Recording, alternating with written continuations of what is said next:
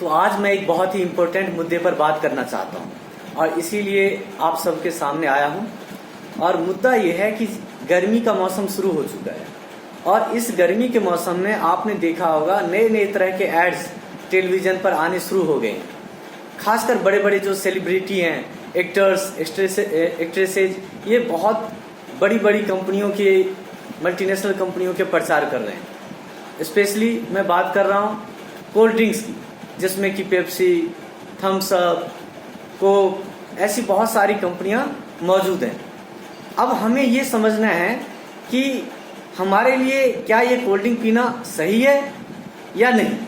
तो सबसे पहले ये समझना जरूरी है कि केवल आप इसलिए कोल्ड ड्रिंक का सेवन मत करिए क्योंकि वो किसी बहुत बड़े सेलिब्रिटी के द्वारा ऐड किया जाता है, उसका प्रचार किया जाता है।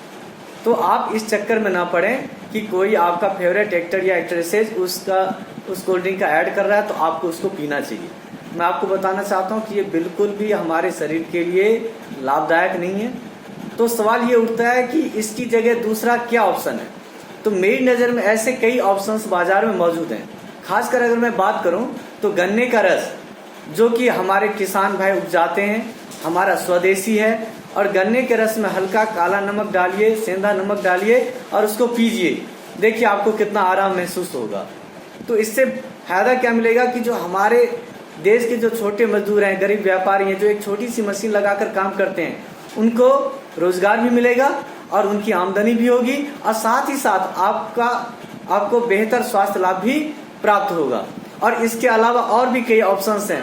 जैसे मैं बात करूं बेल का जूस, ये भी एक ऑप्शन है आप, और उसके साथ ही चने का सत्तू, इसको भी आप पी सकते हैं। ये सारे काफ़ी फायदेमंद चीज़ें हैं, स्वदेशी हैं। हम सबको इसका इस्तेमाल करना चाहिए जिससे कि हम सब स्वस्थ रहें।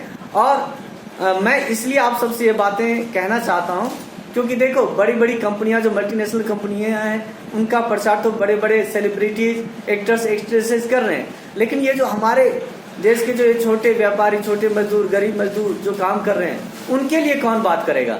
इसीलिए मैं चाहता हूं कि आप सब अपना स्वदेशी जो अभियान है उससे जुड़िए और गन्ने का जूस, बेल का जूस, चाहे सत्तू हो, इनका सेवन करिए। बस इतनी सी बात है और आप सब इस पर ध्यान दीजिए। Thank you very much.